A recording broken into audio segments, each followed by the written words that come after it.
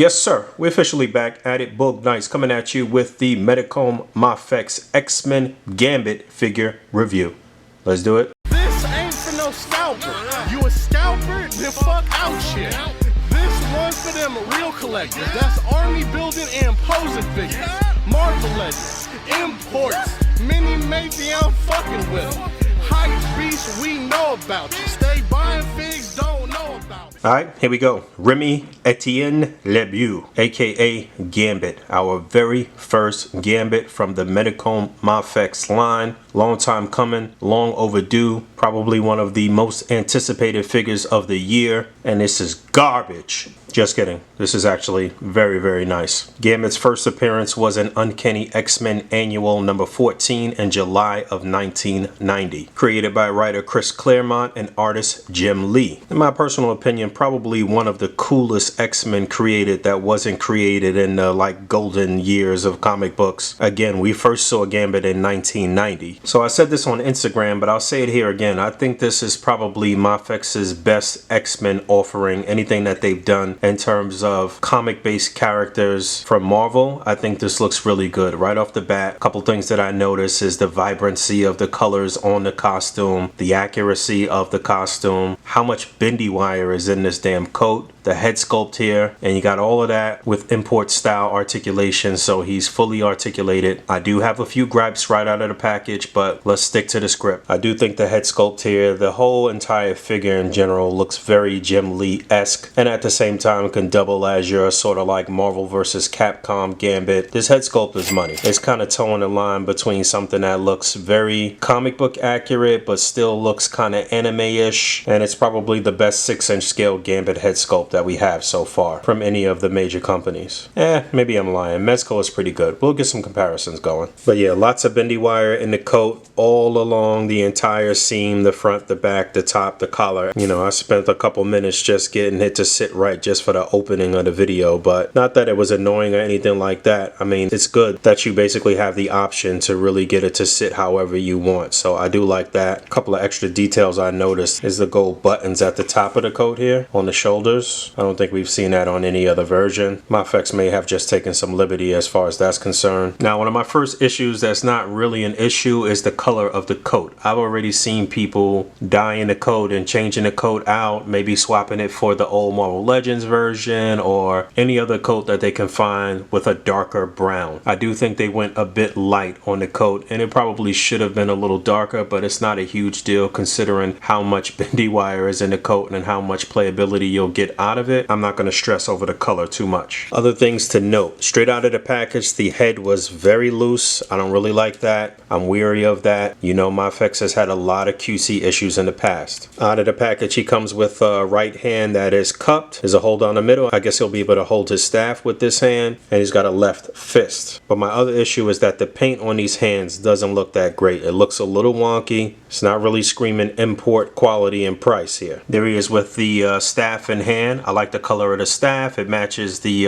highlights on his upper torso and on his boots. I like this a lot. It's a good material. Doesn't seem too flimsy or anything like that. Slides into his hand without an issue. However, it is a very tight, firm grip, and I do feel like because of the sort of sketchy paint applications on the hand, you may get some paint rub on the staff, and you should be careful as far as that's concerned. If you don't know, Gambit is a mutant with the ability to charge almost any object with kinetic energy, and that object will explode. Well, he can do that on items that are not organic, so he can't just charge up a person, but yeah. And usually his item of choice is playing cards, and then he will throw the cards and blow my up. But like most Mafex figures, you get an array of hands, so he does have 2 of these hands. I just wanted to note that a few of the hands here come attached together on like a little translucent sort of like stand apparatus to keep them together, but also this particular set of hands that are open with the fingers spread also have a small little peg here, so you can see this little piece holding the place of another one of his accessories. So I'm gonna swap on both hands. Actually, I'm lying. This set of hands is meant to keep that peg in place, so that way you you can peg on some of the other energy projection attachments. So he's got these two here, and obviously you can swap. You can put the one on his left hand on the right and vice versa. You should be careful though, because I have heard of some people breaking this out of the package. As you try to slip the effect onto the peg, you should be very careful. In terms of the other hands that he's packed in with, he has two hands that are open with the fingers spread, two that are open with the fingers slightly spread and they're cupped. If you look closely though, some more shoddy paintwork on these hands. He's packed in with another set that has the right hand with the pointer finger and middle finger extended, the ring finger and the pinky fingers tucked in, and the thumb is extended on that right hand. And then on the left hand, the pointer finger and the middle finger is kind of extended. This one is kind of cupped, but I think both of these could be utilized to hold a couple more of his accessories, his card accessories. Let's try that. So yeah, you can fit this one right in between his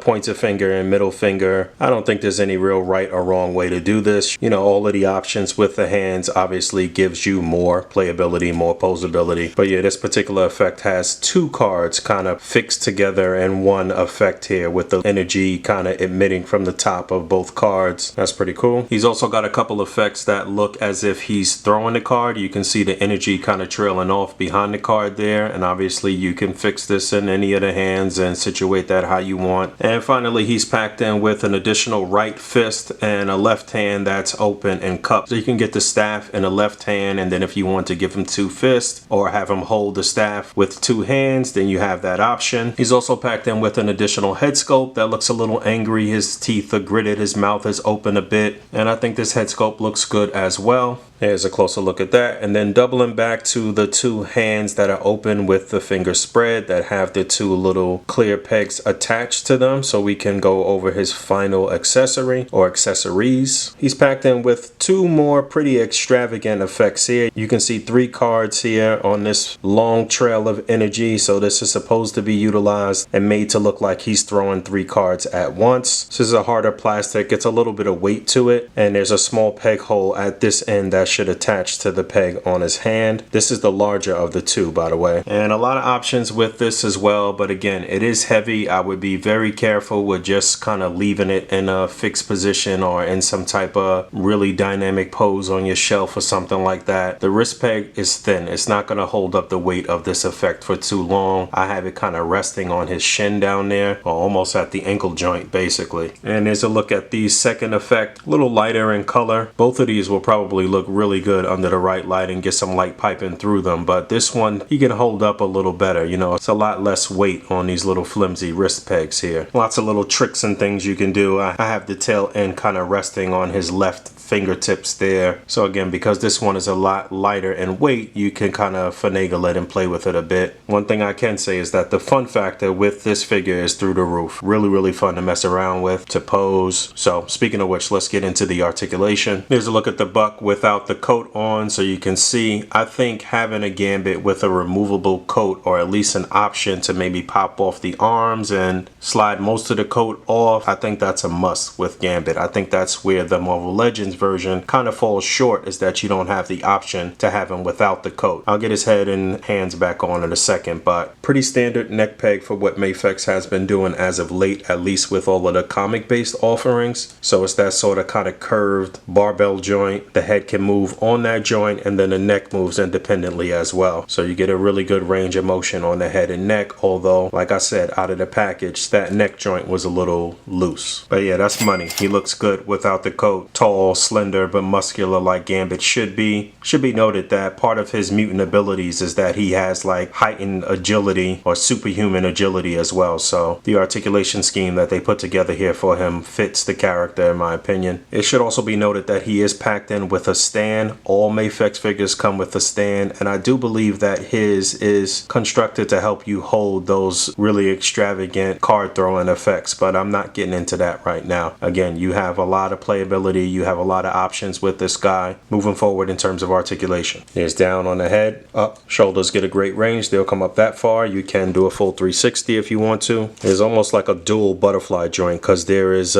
some motion back and forward there right at the torso, and then then at the shoulder here is where you get the real range. But there's also upper bicep swivel, double jointed elbows, swivel and hinges on the wrists. You might want to remove the hands and kind of spin that wrist peg around to position it where you want. You might not want to do that while the hand is attached. There's upper torso articulation independent of like the ab joint. It's not the greatest range in the upper torso as far as moving back and forward, but you do get the extended deep ab crunch, so that's good. And you know, you can move them pretty far back. There is what I would assume is a ball peg at the waist and at the upper torso. You can probably just pop that right off the joint, but that allows you to turn them at the waist too. Probably a barbell joint here in the pelvis, yes. So that'll act as your upper thigh swivel and allow you to get the legs up pretty far. As you saw, his leg articulation is pretty good. This is where another one of my gripes comes in though. I kind of wish the knee was truly double jointed. I mean, I just wish that the bend was a bit more here. I think they kind of skimped out on the knee articulation, but it is the typical kind of knee articulation for Mafex, I suppose. And of course, I don't like the way that sticks out, but I understand. And then finally, you get rotation, a hinge, pivot on the foot, as well as a toe joint. All right, here we go. Probably just gonna knock out 2 size comparisons and get up out of here. I've already made my decision that I'm definitely gonna be recommending this figure to you guys out there. It is one you should definitely pick up if you can, if he's still available. Hopefully they'll restock on Big Bad Toy Store. Usually Mafex is pretty good with that stuff, but here's how he stacks up with all of the other company offerings so far. So on the left is the Mezco version. Then we have the most recent Marvel Legends version. This was the retro carded updated Gambit, and on the right is the Revel Tech Gambit, and you can see how each of them has a different colored coat. I thought the Mafex version was really vibrant, but it's really the Mafex that has that sort of like hot pink look to it. Also, the Mezco went ahead and added the